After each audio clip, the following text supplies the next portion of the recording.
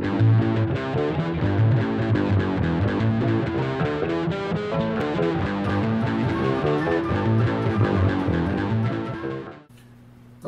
and welcome to another Dwarven Tavern video.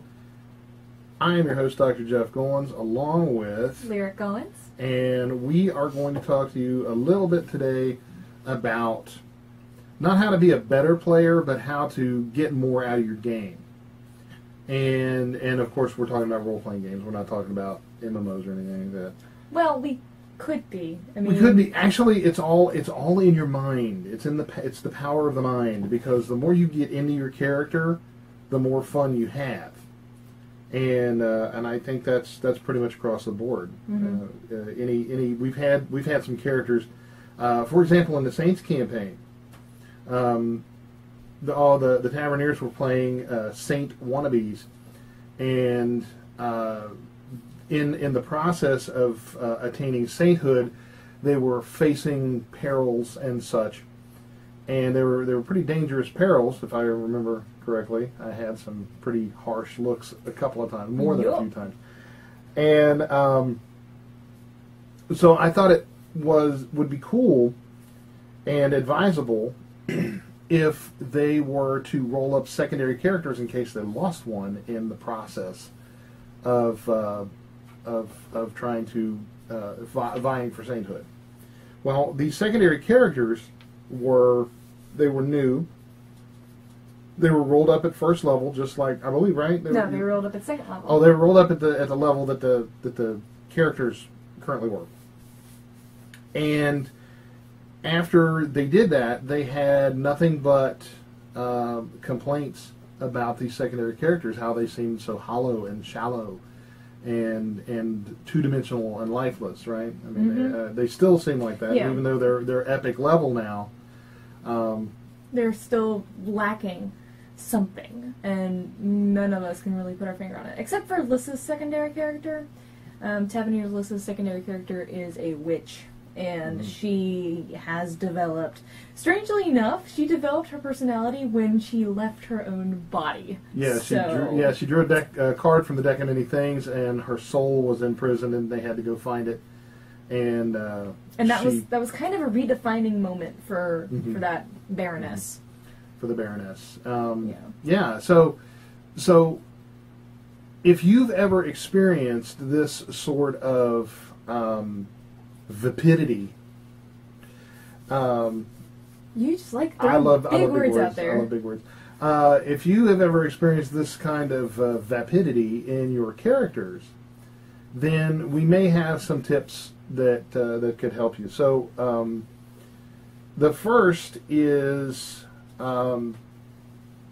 that says what? I can't research your character. Research your character. To me, it looked like don't even try. Rosiark your clavister. So Rosiark your clavister.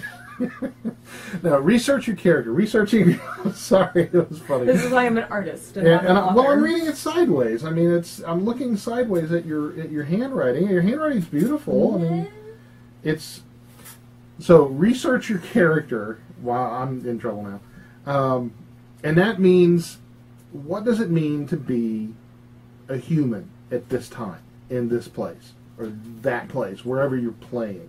Or what does it mean to be a ranger in a blah blah blah place? Or what does it mean to be a paladin who, I don't know, for example, like what does it mean to be a paladin who's lost all cause? Lost his way. Searching for atonement. Right. And because actually right now we have two different paladins in play. In a couple different campaigns, and one is Kelsian, who is the penultimate paladin charge in the battle, hopefully getting swallowed whole so he can kill the beast from the inside, etc. Very, very gung-ho. And then we have Leo, which is short for Leo Gahulza van Drak. That. And write that down. You should totally try. Never mind. it'll probably say, research your character.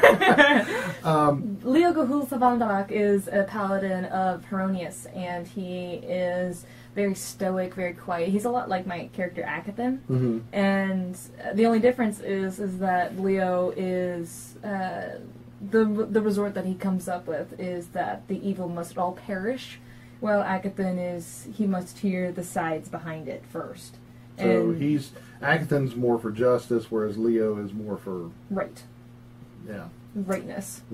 Yeah. Right. I wasn't agreeing with you. Right. I mean, I was agreeing with you, but I was more asserting my point. Right. But the difference between them is that Kelsian is, he's very fervent about it. While he is very, very into it. Yeah. While Leo is more like guardian in the background, waiting for the. I mean, he'll still be on the front lines, but it'll be more for honor and justice. While Kelsian will be like, "Huzzah!" Off the wall into the attacking evil, which he actually did. Yeah. At one point. So the point that we're trying to make is that when it comes to your character, it really matters where they are and what their personality is.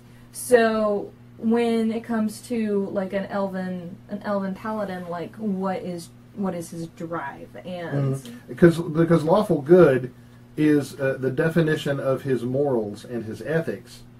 His morals is good.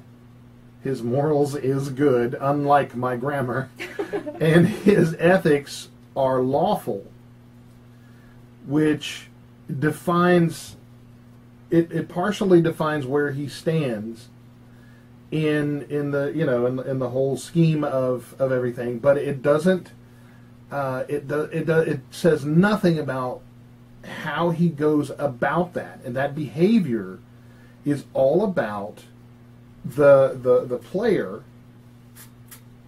and how that player goes about attaining that set of morals and that set of ethics. Because obviously we have two paladins. One is very gung ho. One is let's talk about it first and see what happens. They're both paladins, both lawful good, completely different behaviors. Mm-hmm. Completely. So another point about researching your character is that you have to know precisely what the guidelines are for that character. Like, you have to know that your wizard can cast so many spells a day, and you have to have those spells memorized. Mm-hmm. Or, like, for our home game, for our wizards, we can just, pick a spell that we want, but we still have a limited amount of spells. So it's really important to not only research your character from the book's perspective, but also what your DM thinks, because that could cause a lot of issues if you're very unclear and on different pages about the whole process of character choosing. Right, exactly. And the spellcasters, if you've been playing the game, if you're a veteran of the game, you know that spellcasters are the most difficult, most time-intense of all the character classes. They're like D minor, the saddest of all the keys. I don't like even talking about it. Yeah, I know, because it's one of those situations where you can spend a lot of time researching what it means to be a druid, what it means to be a cleric. But the wizards and the sorcerers, the warlocks, all of the spellcasters are very intense, and there are actually alternate sets of rules for how magic can be handled, and all those things have to be settled before you begin the game. Mm-hmm. Not so much as a DM, because all the DMs have their house rules, or they play straight from the book or whatever, and that's fine. But you as a player should not. Just out of consideration of the other players, because when you're playing a wizard, and you say, "Oh, I want to cast a spell because it's my turn," which that's kind of metagaming, which we don't like here at the tavern. But when you should, it should be less like it's my turn to play. I'm going to move my piece, which means cast a spell or whatever, and it should be more like the comic books, honestly. Seriously, it should be like the comic books where the superhero, in this case the wizard, says, "This would be a perfect time to cast or whatever. Yeah, and it's when you. I wanted to make a point about that. When it comes to rolling initiative, that is when your character moves, but this is all within the same 6 seconds. So even though you're moving faster than me, it's only just by a hair's breadth. So it's not that your character is taking turns, it's that your character is doing this while the other characters are doing that. The DM just needs to hear it one at a time, otherwise it's chaos. Exactly. And sometimes it is chaos. I just rolled a 12. An initiative. Pow! But you must have rolled poorly.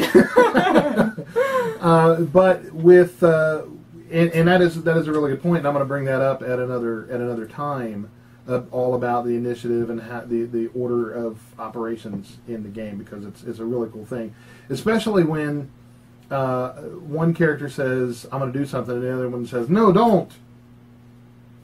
It's like, can you do that?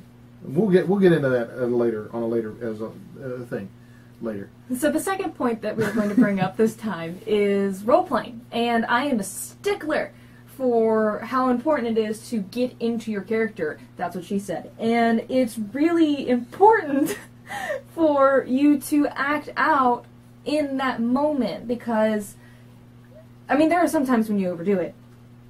And then there are some times where it's not enough, and usually it's not enough. It's when your players are metagaming, when they're trying to think out the logical standpoint rather than thinking about what their characters would do.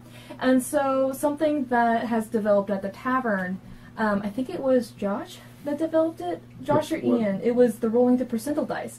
Oh yeah, I think it was a combination of Taverneers that started doing it. They would take the percentile dice, and they would say, does he want to do this? And it says, oh well, there's a 16% chance that he wants to do that, and 45 said no, he doesn't want to do it, and that's good. It was Josh. I think it was. It might have been Josh that started it, but. That's good, but if you let the dice dictate entirely, it can also be bad. It's mostly here's my point. Sorry, if you modify this roll, say he's inclined to do it, I'm going to give it plus 30, and you roll and say, well, 54 plus 30, he's got an 84% chance of doing it, and 43, so yeah, he does. He totally does it. But I'm saying, like, it's for things that are really hard to decide. Like, it's conflicting with your own morals, and your character said, like, you as a person are lawful good, but your character is a neutral evil. Then you're like, well, I know what I would do. I wouldn't do that, but he sticks his finger right in it. Right in it, like he feels all up in it. But like that's for characters that you're on the fence about it yourself, and your character's like, well, actually, I don't really know what he would do, so I'm going to roll for it. Yeah, it's just like, oh, well, yeah, I poke it. So that would help define, I mean, that's a great example of that was with Josh's character, Niven. He was trying to decide if he should use psionics on this particular guard, because he has psionics. And he rolled, he said, I'm going to roll to see if he does anything to, wipe his mind or something. And so he rolled his percentile dice, and it was like a 3. And then he rolled like a 000, which is basically 100. So he basically scrambled that guy's mind. I'm going to fry him like a microwave. And he was like, so, like, mind numbed. Yeah, he was gone. He was traumatized. He was gone. Like mentally, he was destroyed. Oh, I was talking about Josh. And so that character had to be put out of his misery by another character. Yeah, not Niven, the guard. My guy. Yeah. His character saw how messed up that was, and he was just like, well, I can't just leave him there, so I slit his throat and put him out of his misery. And then Josh was like, okay. But the rest I would have done. The rest of the table was like, that was really surprising, but the dice basically dictated that particular decision. Yeah, so, And it was a cool thing, because the dice actually, and you know how we say here at the tavern that the dice know. The dice knew what his character would have done, and he rolled it that way. Yeah, even though Josh himself would have not done that. I really hope he would not have done that. Yeah, I don't think he would. He's a good guy. The overall message here is that when you can't really decide what your character should or should not do. Perhaps you can rely on your dice. It's better if you don't, because it helps with your creativity. Don't rely on them completely. Yeah, it helps. I mean, it helps with your creativity when you can rely on something that it would go against your own decisions, because that just separates your character from you that much more. So roleplay is important, and it can help define. I mean, obviously, it can help define your character. Yeah, because a lot of Kelsey and Leo, as we go back to the Paladin, a lot of their behavior was defined by the players and the players' ideas of what a paladin, how a paladin should behave, and how to be lawful good. So a lot of that comes from within you to determine, but without that research first, you're really just kind of guessing. So get an idea of what it is, what it means to be whatever alignment you're playing, whatever race you're playing, whatever class you're playing. Put them all together and keep the dice as kind of a standby for if you're confused about exactly what to do, and I think that will make for a better gaming experience. Now, the other thing that I wanted to mention, and this is going to how to kind of get along with your gaming group. You know what your gaming group is like. You know what your dungeon master will allow and will not allow. Or you should, at the very least. You should, yeah. If it's a good dungeon master, the dungeon master will tell you what is and is not allowed. But the thing that that personally irritates me as a dungeon master, because I dungeon master more than I play, not so much anymore because all the Taverneers are starting to, they've been dungeon mastering for a while. But the thing that irritates me as a dungeon master is metagamers. I say the tunnel, you reach a T, it goes left and right. The left one is they're both black dark, but there is a cool breeze that seems to be blowing from the left. And then somebody says, "Oh, I think somebody wants us to turn left." That makes me, as a dungeon master, reach back and grab my axe. Something sharp, or incredibly blunt and heavy. Or I can throw another example out there when I accidentally sent a too high of a level monster up against my, I don't even know, 3rd level characters, and I didn't really know much about DMing at that point in time, so I wasn't sure how many experience points to give them. So I had them look it up in the book. One book while I looked it up in the other. They found it before I did, and they were like, "Oh, well, we should get so many more experience points than you're giving us, and we should totally get gold for this." I'm like, you get 5 experience points, close the book, you're out of here. So it's never fun. So metagame is like, oh, excuse me. So it's important to avoid that. Yeah, don't be a metagamer. Don't be a rules lawyer. Like the guy I was gaming with once, and I said he met up with, there was a small patrol of like 7 orcs. He's like, "That's impossible." I'm like, "What are you talking about?" It says in the book that they come in numbers of 3 to 30. And so I thought, excuse me. And we will talk about I didn't actually kill him. No, we will talk about all these points in another video, because we have one planned. Yes, we do. We have a bunch of videos planned for gaming and the better playing, better dungeon mastering, all that stuff. So our 3rd and final point for this video, there will be more if you're curious, and if you have questions and concerns, you can totally subscribe and comment and like and share and blah blah blah, all that stuff. And if you have more suggestions, we're totally down for listening to them. We might ignore them, but I sincerely doubt that we would. We won't. So our 3rd point is, this one is the most important, it's the most obvious, but it's the most looked over for whatever reason. Yeah. Listen to your DM. Listen to your DM, Paul. And I mean, like actually understand what they're trying to tell you. And I'm not saying metagame. I'm not saying look deep into what the DM is saying, like, "Oh, we should turn left here."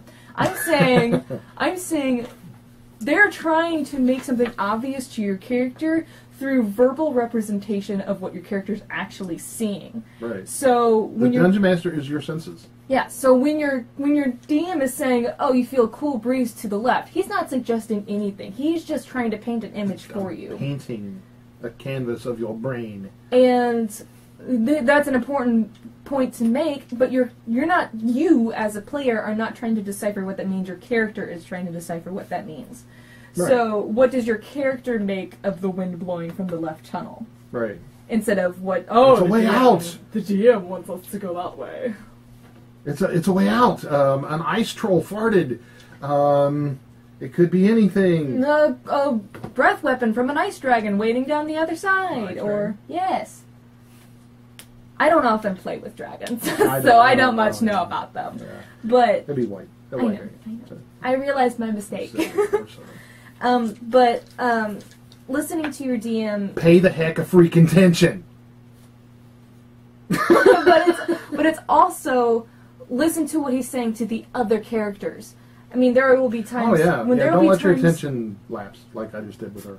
There will be times where your character will not be in the same location that the other characters are in, so you can just go ahead and tune out what the players are saying.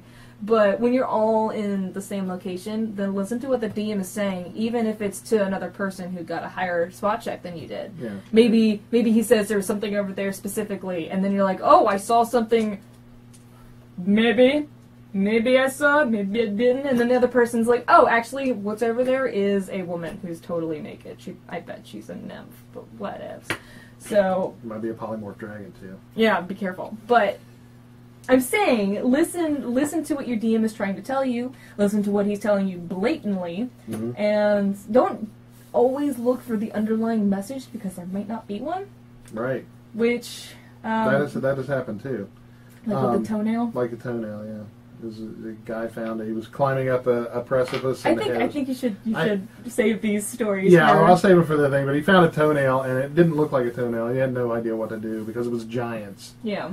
Torn off toenails. So he pondered over it for. I say weeks. Save the story, and then. Well, you know me. What it boils down to is research your character thoroughly, all the aspects. Yeah, the alignment, the character class, the character race, everything. Right. Role play to the best of your ability. Which is interject when you need to. Which is specifically not metagaming. Yes. Yeah. Participate. Pay attention. Pay attention to your dungeon master. Whatever he says. Whatever he or she. He or she. Or Z. Yes. Whoever you are. Have fun. Have fun. Yeah, that's the final agreement. It's like game. the enjoy after the list. You know, when you make a TV dinner, it's like, this sucked. Oh, I forgot step 12. Enjoy. Yeah. So you have fun. Most of all, it's a game. It's supposed to be a game. It's supposed to be fun. You're not supposed to take it too seriously. And when your players. Usually when they're forgetting one of these things when they're not having fun. So this is kind of a recipe for the opposite of disaster. Yes, and that's what we're all about, is not disastering. Not disastering is very important. So, stay tuned for future videos. We're going to do some neat new things. Don't forget to like and subscribe and all that stuff. Visit us at www.dwarventavern.net. And... I think that's good for right now. We will be back with more other stuff later on, but this will get you going for you new players. We're going to have a new Dungeon Master little brief lecture shortly. So, on behalf of the cast and crew of the entire Dwarven Tavern, I am Dr. Jeff Goins. I am Lyric Goins. And we wish for you to want for nothing but adventure. And at first I feared it. Then I charged. Thanks for watching, and we'll see you next time.